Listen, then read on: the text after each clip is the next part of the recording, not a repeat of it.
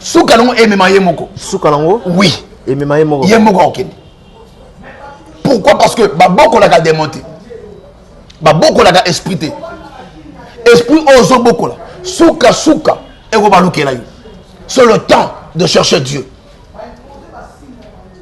Ce qui a contacté fait que Yé a possédé na démon et la femme de lui.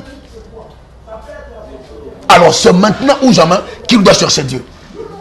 Ce n'est pas normal. Au bout de moi c'est liboso, au bout de moi c'est malheur, au bout de moi c'est misant, au vent de Kangamaboko. Même si lui il est ignorant de tout ça, mais papa n'a mon limo bater à Makamboy. Bah il va réalité oi. Ron na bango ezanini. Ozala pas pour période, pas pour offrande. Influence na yo likola moi ezanini. Qu'est-ce que tu es en train de faire pour la moine? Des vrais problèmes y a moi. Ma tu es bien na kete mabala bazo lela. Les gens souffrent. Tout comme Eros a asmodété. Babo quel est mon vaisseau? Cela existe. Peut-être qu'on fait le moins c'est liboso. Famille, il y a moins peut-être interpréter qui. Peut-être balobaki. Babo quel est maloba? Elandaka. Papa tanga na nombre venez. Au moins na balam na balak. Elandaka so za conscient ou comment? Landanga malab. Oui. Israël n'avait pas un problème contre Balak, contre Moab. La même histoire, madame. Très bien. Bible Bible. Balak, tant qu'on a Israël les Oya. Bisika c'est qui monte mes bébés. Papa n'a pas moya tiens na mutu. Mutu nyon sauté à cause planer le nginayo. Ba oba osebalon bazali. Ba oba roina ngo bazali. O mituni ayine linga nin. Est-ce que na defa yaye? Nazo yaye nin. Na nya yaye. N'a pas de problème nin. Kaka pamba ayina yo bazali. Voilà pourquoi nous sommes appelés à se protéger. Comment se protéger? En cherchant Dieu. Lorsqu'on cherche Dieu dans sa vie, on est protégé, on est assuré.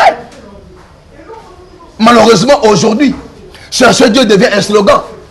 Il y a Mounoko, parce que la Mounoko na Luka Nzambe. Na bonde la Nzambe. Oh, en réalité, Luka Rapin Nzambe.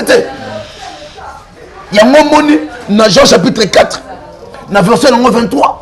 Ma commune, dans verset 24, Dieu est esprit. Et ceux qui doivent l'adorer, en notre manière, ceux qui doivent le chercher, le doivent en esprit et en vérité. Est-ce que tu cherches Dieu en vérité? Est-ce que tu cherches Dieu en esprit? C'est là où se passe le problème. Mais parce que là, peut-être la première femme n'a pas boire comme la famille. Mais tu dis que dans la Bible, une malédiction sans cause n'a point de fait. Comment est-ce que vous voyez aussi longtemps ce que conscient dans côté? Papa, domaine dans mon vaisseau. Et dans le domaine de la malédiction. La malédiction ou la mauvaise sort, c'est deux choses différentes. Quand bien même, nous sommes jouer un rôle. N'a expliqué. Très bien. Malédiction et j'anime. Tu n'es pas un sorcier. Tu n'es pas un sacrificateur. Ozamout. N'est pas joué le rôle. N'a ma casse. Tu n'as ibio. Tu restes, tu regrettes. Au leli. Moutou, joué le rôle. Zamba pénieri. Amona bola mouté. Papa ça yo yo la nangai. Vous comprenez? Toi, tu n'es pas sorcier. Mais le domaine de mon frère sort. Elle va juste approprier pour notre agent spirituel. Tout le monde a banganganzabe, tout le monde a bandoki, occultiste, ainsi de suite. Mais place aux réserves. Un sorcier a besoin d'être innocent. Un homme de Dieu, quand il te maudit, je suis clair de ce que je dis. Un homme de Dieu, quand il te maudit, faites attention. D'abord. Et ça t'est pour avoir innocent. Non. Les hommes spirituels ont le mandat de bénir et de maudire. C'est ainsi il est écrit. Derrière ta parole, je serai là pour accomplir. C'est Dieu qui dit. Derrière ta parole.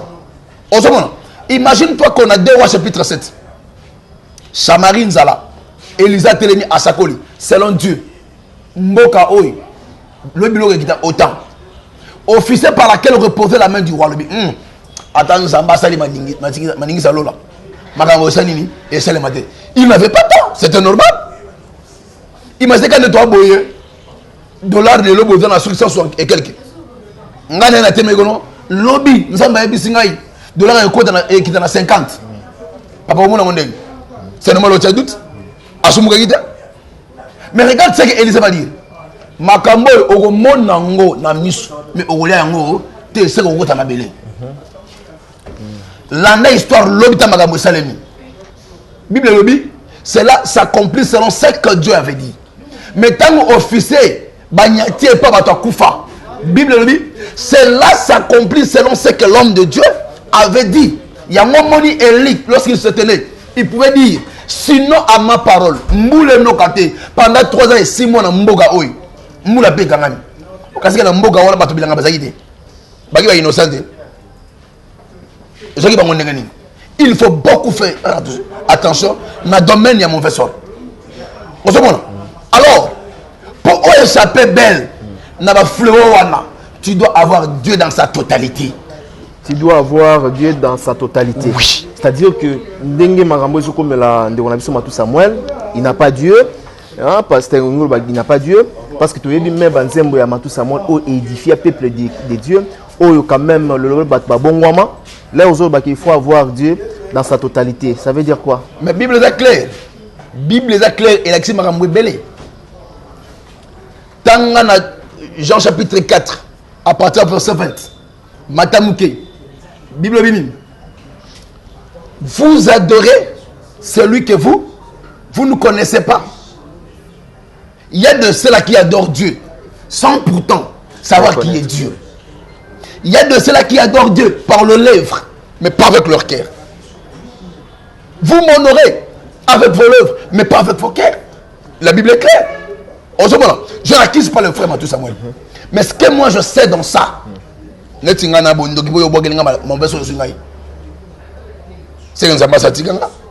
et ils ont papa. Mais na fala ngoti ele kana YouTube bando ki bawtana bana monde entier baboka nan yango même na sa message ya makama baraka nan na Mugisha OK Mugisha bige no baraka biyo akosa Mugisha ba fantir na bango edigwe j'étais clair bige so que dingwa biga akosa wana ba jena bango aya ko kosa non ngai okima plateau na ki manani edingwe okima plateau ça c'est la blague ça c'est de la blague. Ça c'est de la blague. Ce qui a quoi ça nous a quoi ça nga. Voilà bah je vais la blague. Voilà, pour tout ça moi point na parenthèse voilà. Quand la parenthèse ya Mambetali ya Matou Samuel. Alors au niveau nini peut-être Matou Samuel a souffrir orientation ni oui Tindai pour le moment. Je suis clair et net. Le bien-aimé Matou Samuel doit chercher sa délivrance. Ma commune est claire. Cherchez l'Éternel pendant qu'il se trouve. Invoquez-le tandis qu'il est prêt. Dieu existe. Dieu est là. Et il est prêt de délivrer, de libérer, de guérir toute forme de maladie, toute forme de situation de fléau. Dieu est prêt à une seule condition. Si tu le cherches et si tu l'invoques. Il doit chercher Dieu dans sa vie. Atika balolen no wana oyogeno. Eh papa nanga yo tout ça. Ba papa wana fanya bango basali nini. Il est souffrant. C'est pas bien mon frère de mission dans moment mais je dois le faire pour avoir la conscience. Il est souffrant. Les litres même dans nzembo na yemo yemba na bomo inanga papa c'est uti wapi. Il est souffrant. Wapi. Qui le cherche Dieu? Qui le cherche Dieu? Soka lugin zambe nzama obikisa. Nzamba kosala. Nous sommes là.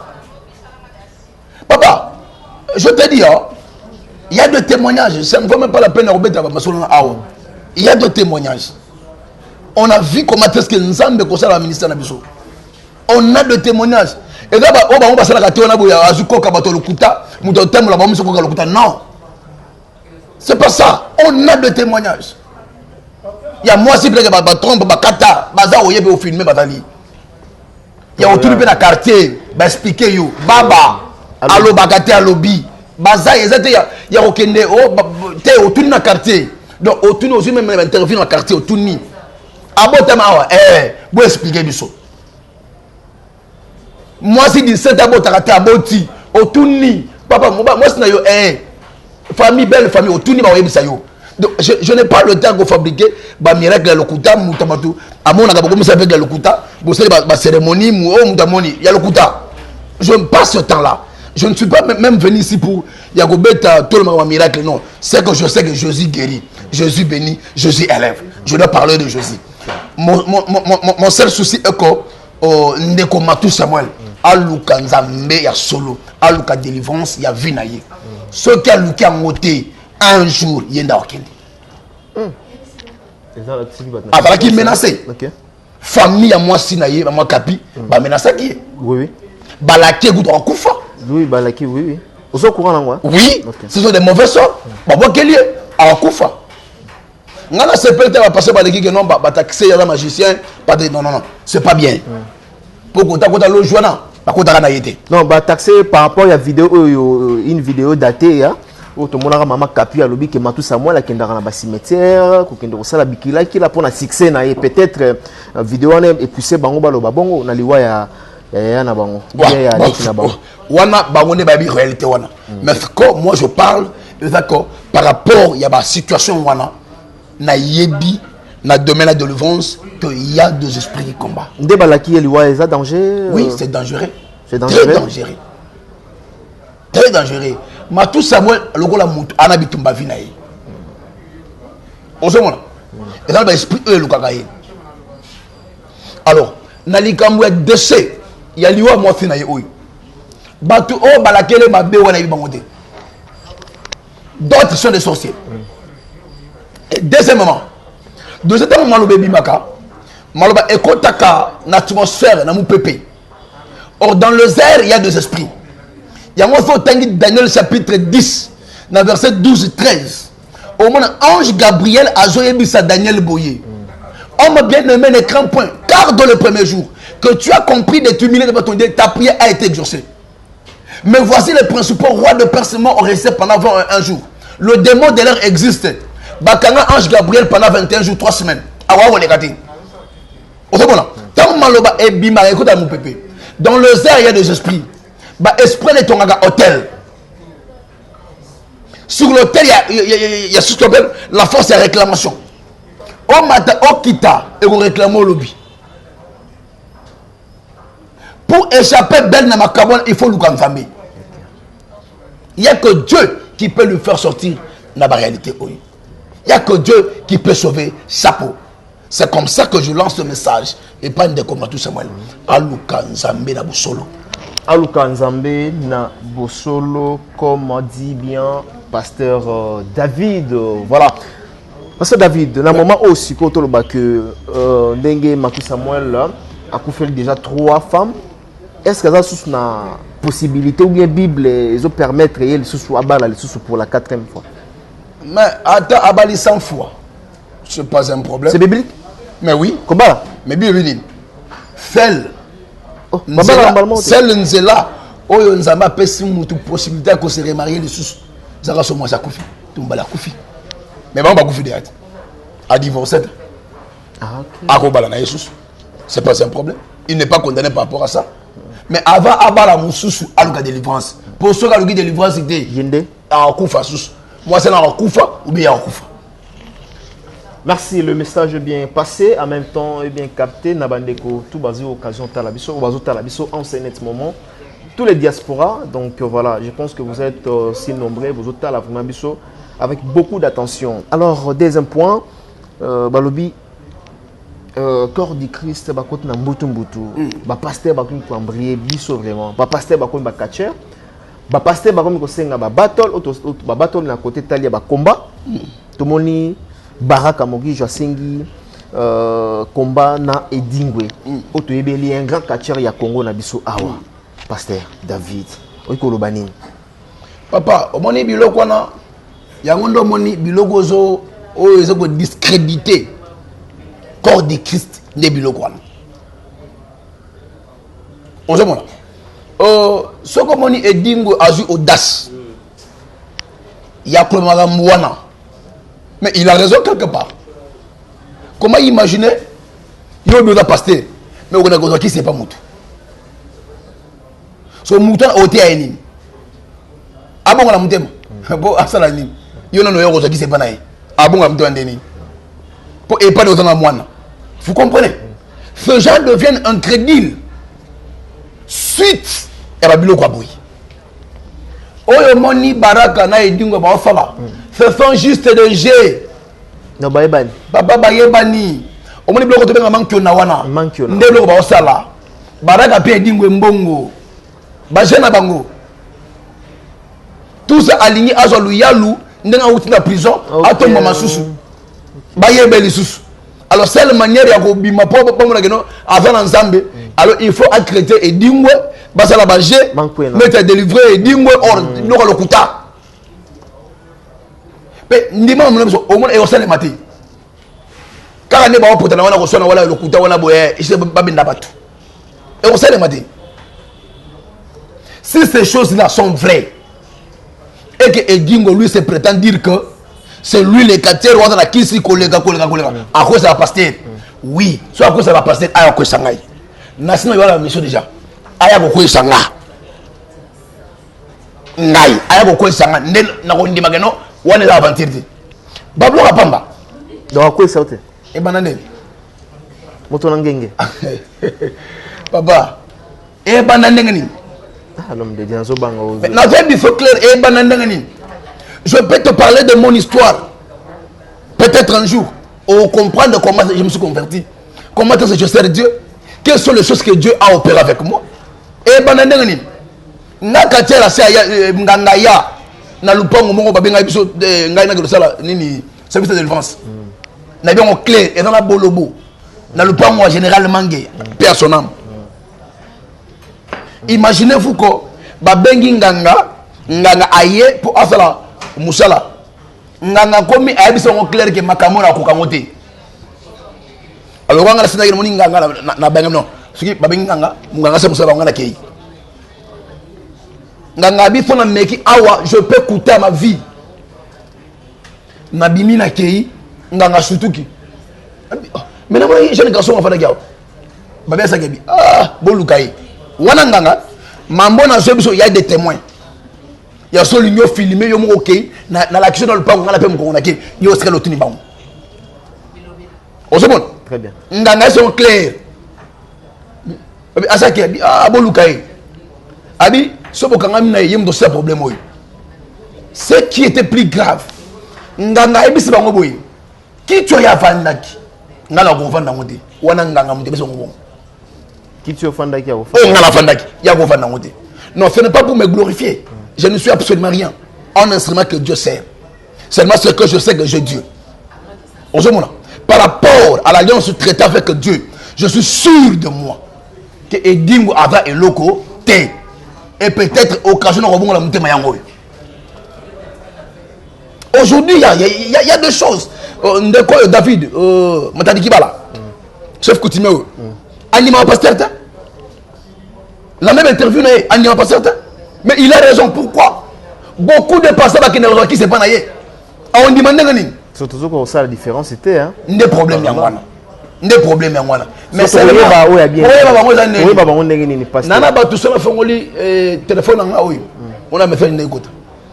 Tous ces gens qui sont en Europe pas sur nanga siko ba nanga yi. Très bien. Tous ces gens qui sont en Europe et zana mutu mogote abenga ngai na sinebise pianga mbungu avate bazawan bazona nanga clair je prie pour des gens parfois on a 2 heures parfois on a 3 heures je fais le service avec eux jour mogote il y a des témoignages bato ba sida na ba fui d'ici dans bika je te dis il y a des témoignages quand dans cela il y a YouTube quand dans cela il y a téléphone bato ba bika mais au grand jamais na finga mutu mbongo ato frando senga na douter on a sina senga mbong ya ngozo leka abenga tayo afala taba audio nanuté mais il y a de fait là papa muto bengi yo nanu kutu bondélité nanu kutu bo prier te bo sele ko ngote on a bam so comment avant prière faut mbong oui papa ce sont des voleurs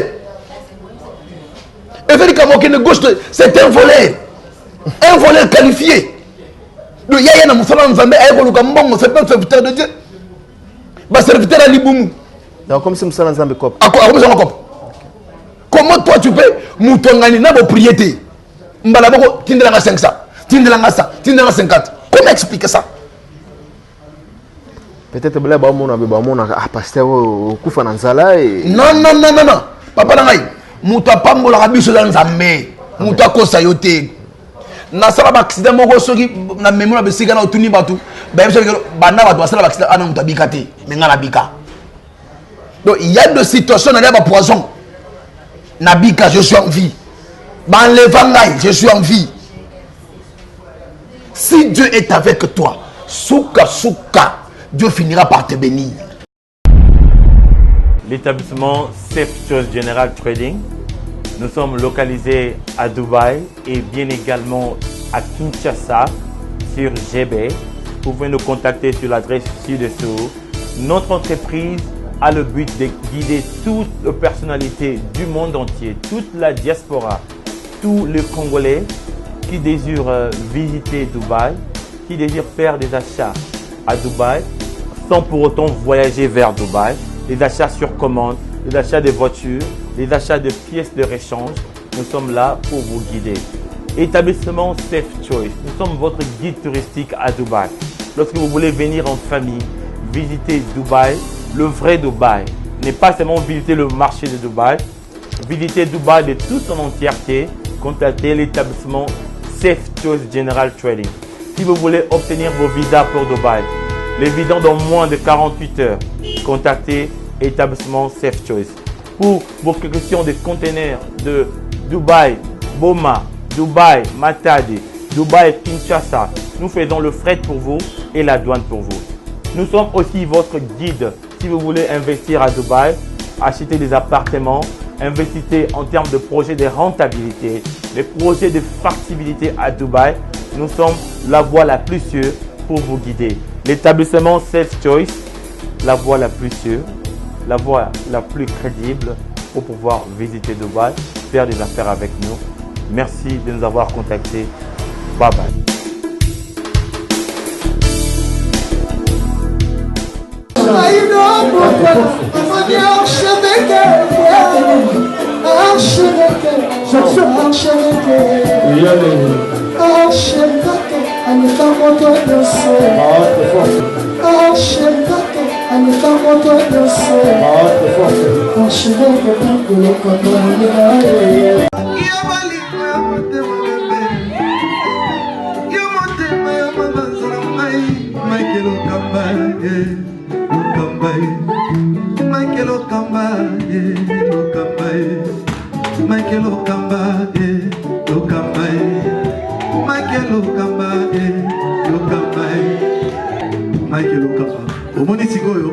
L'artiste, c'est l'improvisation.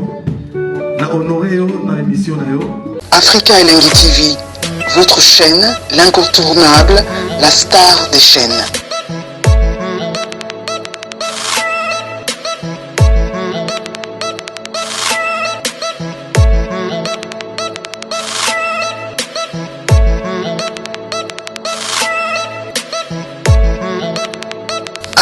Africa Elengi TV, la magie de l'info.